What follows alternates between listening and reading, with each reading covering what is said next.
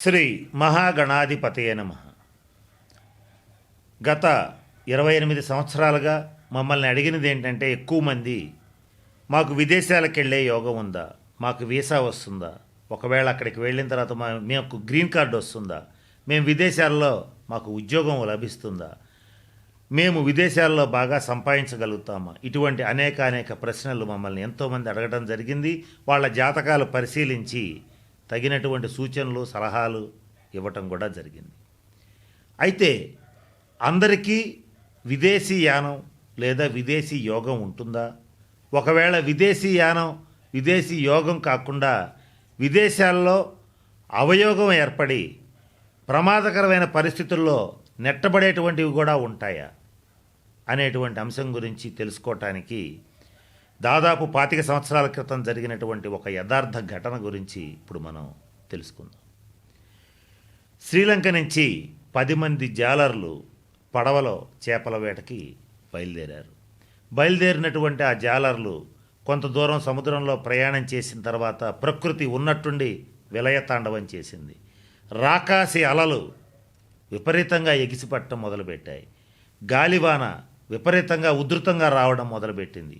ఏం చేయాలో తెలియని జాలర్లు వాళ్లకున్నటువంటి అనుభవాన్నంతా రంగరించి పడవని జాగ్రత్తగా నడుపుతూ, చాలా జాగ్రత్తగా హ్యాండిల్ చేస్తూ, చాలా కష్టపడి గంటల తరబడి ప్రయాణం చేసి కష్టపడి తీరం చేరారు.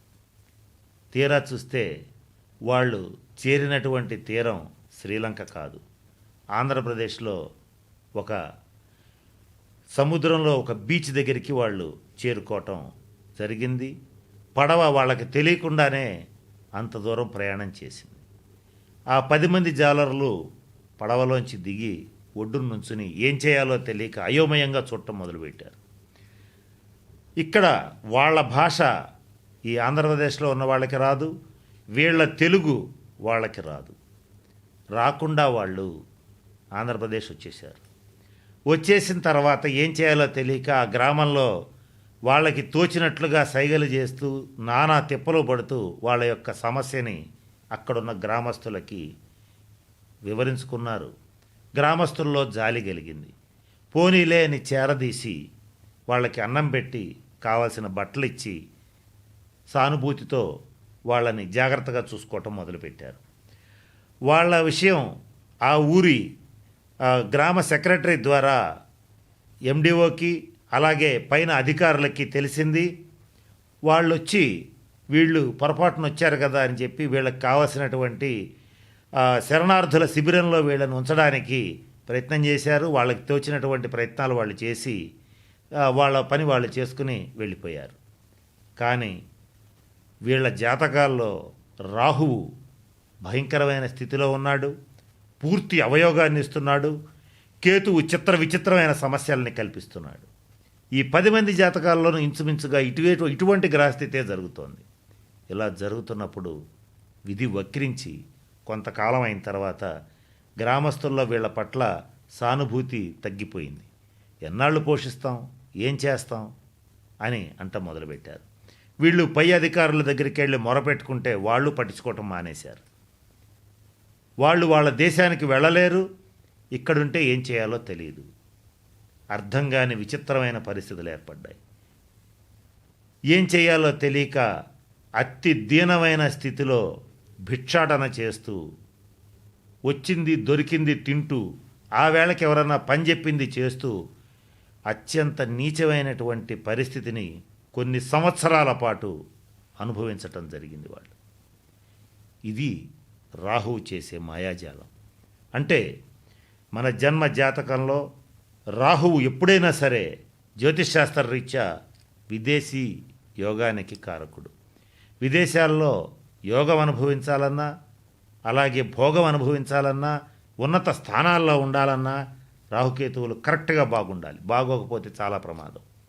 రాహుకేతువులు సరిగ్గా లేనప్పుడు, జాతకంలో అవయోగం ఇచ్చినప్పుడు విదేశాలకి వెళ్ళడం అంటే చిమ్మ చీకట్లో పాముల పుట్ట మీద నుంచుని పండ్లు కోయడంతో సమానం. ఎప్పుడు ఏ పాము కరుస్తుందో తెలియదు, ఎటువంటి మరణం ఆసన్నం అవుతుందో తెలియదు, ఏ రకమైన భయంకరమైన పరిస్థితులు వస్తాయో తెలియదు.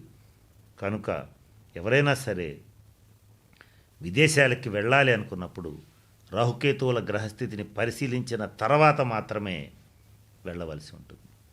ఇక ఈ జాలర్ల విషయానికి వచ్చేటట్లయితే ఇట్లా వీళ్ళు సంవత్సరాల తరబడి ఎందుకు తెలియకుండా ఒక అడ్రస్ లేకుండా వీళ్ళు అలాగే బ్రతికి చాలా కాలం పాటు బాధలు పడుతూ ఉన్నారు. కాలక్రమేణా వీళ్ళకి రాహు మహర్దశ పూర్తయింది. 18 సంవత్సరాలు పూర్తయిపోయింది. గురు మహర్దశ స్టార్ట్ అయింది. ఆ ఊరికి వచ్చినటువంటి కొత్తగా వచ్చిన ఆ మండలానికి వచ్చిన ఎండిఓ గారు, తహసీల్దార్ గారు వీళ్ళందరూ నిజాయితీ పరులు, మంచివాళ్ళు. వాళ్ళు వీళ్ళ యొక్క దుస్థితిని గమనించి జాలిపడి ప్రభుత్వానికి లెటర్స్ రాసి వాళ్ళని వాళ్ళ సురక్షిత ప్రాంతాలకి చేర్చవలసిందిగా అనేక వినతులు వాళ్ళ తరఫున వీళ్ళు సమర్పించారు. ఎప్పుడైనా సరే జన్మ జాతకంలో రాహువు అవయోగం ఇస్తే దాని తర్వాత వచ్చే గురుమహర్దశ ఖచ్చితంగా యోగిస్తుంది. ఇది జ్యోతిష్ శాస్త్ర నిబంధన. ఎక్సెప్ట్ గురు చండాల యోగం ఉంటే తప్ప. అంటే ఎప్పుడైతే వీళ్ళకి గురుమహర్దశ వచ్చిందో వీళ్ళ మీద ఆ అధికారులకి జాలి కలిగింది. తద్వారా ప్రభుత్వం వీళ్ళకి సహకరించడానికి ఒప్పుకుంది. ప్రభుత్వం తన సొంత ఖర్చులతో తగిన ఫార్మాలిటీస్ అన్నీ పూర్తి చేసి రక్షణ ఏర్పరిచి వీళ్ళని క్షేమంగా శ్రీలంకలో దించింది. శ్రీలంక ఆ సముద్రంలో ఉండేటువంటి ఆ సైనికులకి, ఆ నేవీ ఆఫీసర్లకి అప్పగించింది.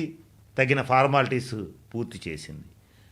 బ్రతుకు జీవుడా అని ఈ 10 మంది జాలర్లు స్వదేశం చేరారు. కాకపోతే ఈ రాహుమార్దశ జరిగినంత కాలం వీళ్ళు భార్యాబిడ్డలకు దూరంగా అనేక కష్ట నష్టాలు అనుభవించవలసిన పరిస్థితి, గ్రహస్థితి ఏర్పడింది. దీన్ని బట్టి మనకు తెలియాల్సింది ఏంటంటే విదేశాలకు వెళ్ళిన వాళ్ళందరూ కూడా బ్రహ్మాండంగా ఉంటారని కాదు. మనం ఎన్నో సందర్భాల్లో ఎన్నోసార్లు పేపర్లో కూడా చదివి ఉంటాం. కువైట్ వెళ్ళి సంపాదించుకోవడానికి వెళ్ళినటువంటి వాళ్ళు అక్కడున్న యజమానులు కర్కశంగా వాళ్ళ పాస్పోర్ట్లు లాక్కుంటే ఏం చేయాలో తెలియక వాళ్ళ ఆ దేశంలోనే బందీలుగా, బానిసలుగా బతికిన దయనీయమైన కథలు ఎన్నో చూసాం. కనుక ఎవరైనా విదేశాలకు వెళ్ళాలనుకున్నప్పుడు రాహుకేతువులు సరిగ్గా ఉన్నారా లేదో చూసి, యోగం ఇస్తున్నారా లేదో చూసి వెళ్ళడం అనేటువంటిది ముఖ్యంగా చెప్పదగినటువంటి సూచన. స్వస్తి.